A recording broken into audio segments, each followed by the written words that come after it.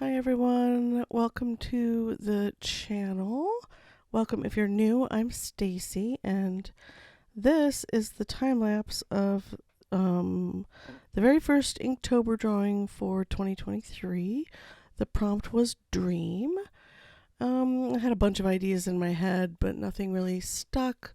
So I was just doodling around and came up with this little treehouse, house within a tree, fantasy illustration kind of thing. It was fun. It was a cute idea. I don't normally do cute, I don't think. Well, maybe I do. I don't know. I say that a lot, and then I come up with something, and I'm like, oh, it's so cute. But I'm playing with my Beam Paints, my new Beam Paints. They're fantastic. I love them. I think this is the 5th piece I did with them. And the more I use them, the more I like them. And then recently I've used them alongside my M Graham paints, and they are a nice supplement. They're a really nice supplement. And I'm just dropping in watercolor. Nothing fancy. I'm not doing strictly ink drawings. I'm not limiting myself this year at all. If I want to do an ink drawing, I'll do an ink drawing. If I want to do something more watercolory, I will, or mixed media. Just depends on my mood, how things are going to go this year. Mostly because I just moved and I don't want the pressure of having to come up with an idea a day kind of thing. So, plus I just got over a cold and I did the first, I think, 5 paintings all in one day. Like I sketched them out over the course of a few days, but I did the actual paintings all in one evening while coughing and listening to my books.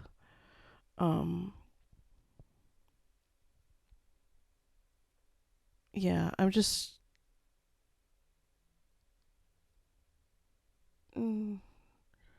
looking at something for work. Yeah, I don't think that's correct. That's all right. I'm done with the work day for today. I just need that one last one to go through, and I can turn everything off. I am just ending my work day. Thought I would go ahead before my granddaughter gets home and I need to start dinner, that I would do a little voiceover recording as much as I can before she gets home so that I can get these videos up.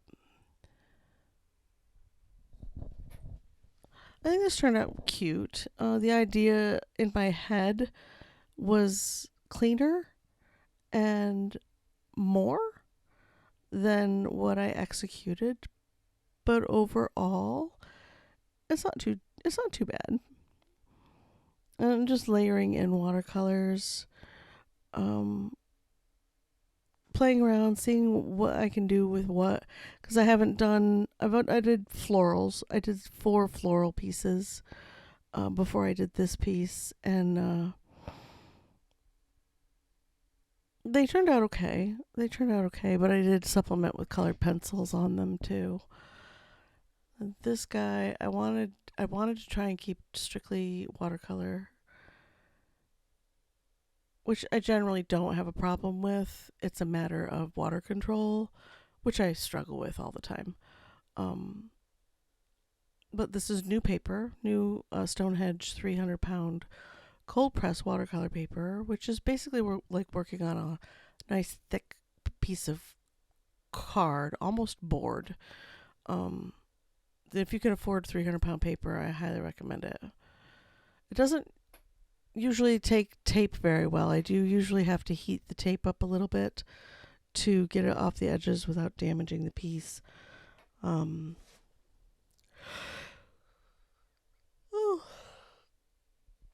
goodness, sorry. I am super sleepy. I've been wanting a nap for about 3 hours. It is currently 4:49 p.m. on 10/18, and I finally get into this voiceover.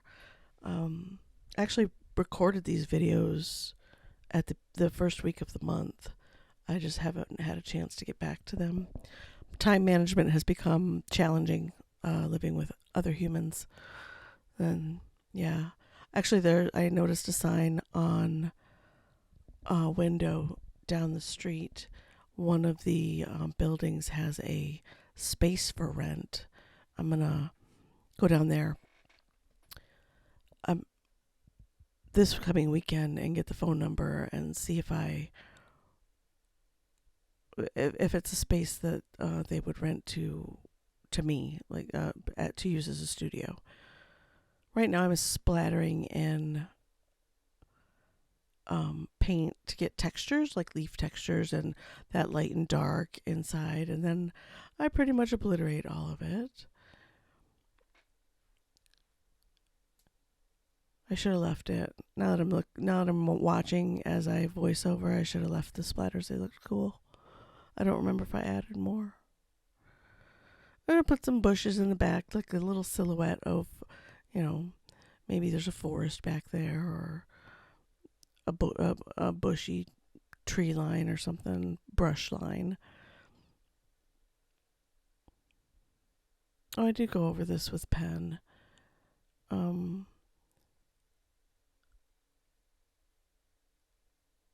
Yeah, the tree part wasn't feeling the way I wanted it to. It wasn't really resonating with me, so I decided to go over it with ink.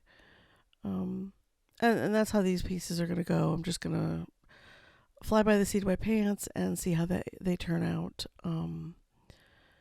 And just use the tools at hand to get the effects that I want, which is how I usually create. Watercolor Wednesday videos are usually strictly watercolor. I may go in with a little bit of Dr. P.H. Martin's Bleed Proof White for highlights, or a touch of colored pencil here and there, but not by much. Actually, the lunar moth that I painted for today's watercolor Wednesday video, which I'm going to be putting up hopefully by the end of the evening,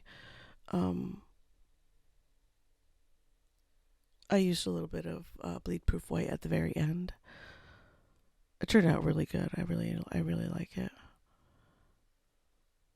I'm going in with a little bit of colored ink pens to get the little house effects, give them a little illustrative kind of feel. And a little bit of blue on the little doorways into the tree, and then the little houses are like the doorways to get into that little houses. And there's like walkways and stairways, and yeah. Like I said, the idea in my head was better than the execution. I don't often draw this particular kind of thing. I do want to practice more though, so here we are. I like to do whimsical. I would like to, as I've stated before in previous videos, but if you're new, I would like to get into creature design as well. I would like to become more proficient at that.